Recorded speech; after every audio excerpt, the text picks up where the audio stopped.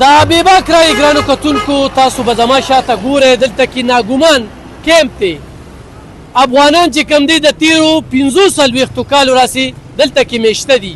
خپلې مزدورۍ کوي خپل ژوند تیروي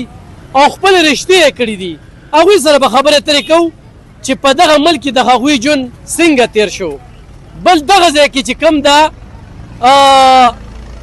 دهشتګرد دي فتنة الخوارج دي یا فتنة الهندوستان دي او دې وخت کې افغان حکومت د هغې سرپرستي کوي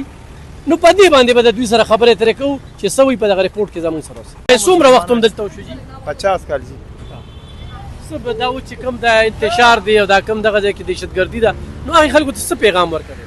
بس دغه پیغام دی هغه هم یو مسلمانان د کلمې دي دا هم یو مسلمان الله دې پکې امن راولي مسلمان خو د بل وجه نه کوي که نه نه جي نه یو مسلمانان دي د کلمې ورونه نه کوم چې دهشتګرد دي دغه ځای کې فتنة الخوارج دهشتګرد دي او هر هغه یې هغه دی الله زر تباه کړي او یو مسلمانان د کلمې ورونه وي او افغان حکومت له پکار چې دغه خلکو خو مرسته نه کوي نه جي نه یو مسلمانان د کلمې یاره موږ الحمدلله ته خو خوشحاله یو پاکستان کې پیدایش هم د دې ځای نه پېښ شوې او انډیا خو زموږ دښمن دی او پاکستان زنده باد او افغانستان زنده باد دواړه ورونه دي تر قیامت ورځ به انشاءالله دواړه په اتفاق دا دواړه زموږ د دین دښمنان دي د ملک دښمنان د خاورې دښمنان دا دواړه په جنګ اچوي پېښ شوې او موږ پاکستان زنده باد او افغانستان زنده باد دواړه زنده باد خو جي زموږ 45-50 سالو شو دلته پراته وي او دلته ښه د ورورولۍ او ښه د سکون زندګي هم تېره کړې د خلکو سره او د خلکو سره زموږ رشتې باقي شوي دي دلته هم ښه وخت تېر شوی وروره نو بس چیزونو خامخا به دلته هغه یاران دوستان نه پاتې کېږي نو خفه یو پسې د دهشتګردۍ د هر څه د ظلم د دې خلاف چې هر څوک یې کوي هغه الله تباه کړي د ظلم خلاف یې موږ چې د مسلمانۍ او د ورورولۍ او فضا جوړه شي د دواړو اسلامي ملکونه دي او د دواړو ښه دغه غواړو چې ښه وخت او ښه دغه تېر شي موږ خو افغانستان کې اصل نه خوندیز یو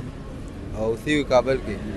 دلته زموږ شو په 40 کاله مو شو نو دلته کې د دې ځای باره کې څه وایې خوشحاله شکر دی او دلته خوشحاله وروره امن دی دغه دلته وخت ډېر شو پیدایش هم دلته شوی دا دی موږ ته ښه دی امن خو نشته امن د وجې خو موږ ځو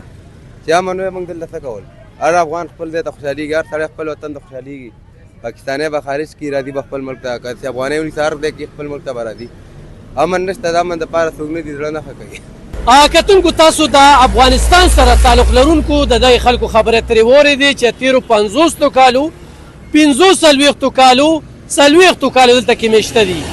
هغوی وایي چې پاکستان کې موږ ته ډېر زیات عزت میلو شو ډېره مینه میلو شوه پاکستان زنده باد خو دغه ځای کې چې کوم افغان حکومت دی نو دا د دغه فتنة الخوارج د دغه دهشتګردو ملګرتیا پرېږدي د دوی د مخه ونیسي د دوی د سرپرستي دې نه کوي چې هلته کې امن نشته دهشتګردي ده نو موږ به په هغه ملک کې ژوند څنګه وکړو نو د هغه خپل افغانستان د حکومت نه څه خفه دي چې پاکستان موږ له دومره عزت راکوي او پاکستان سره هغوی څه کوي نو په دې باندې دې خلکو ته مفسوس دي خو زما شاته وګورئ نو په سلونو خلکه په دې کیمپ کې میشته دي او دا د ټولو دا غوښتنه ده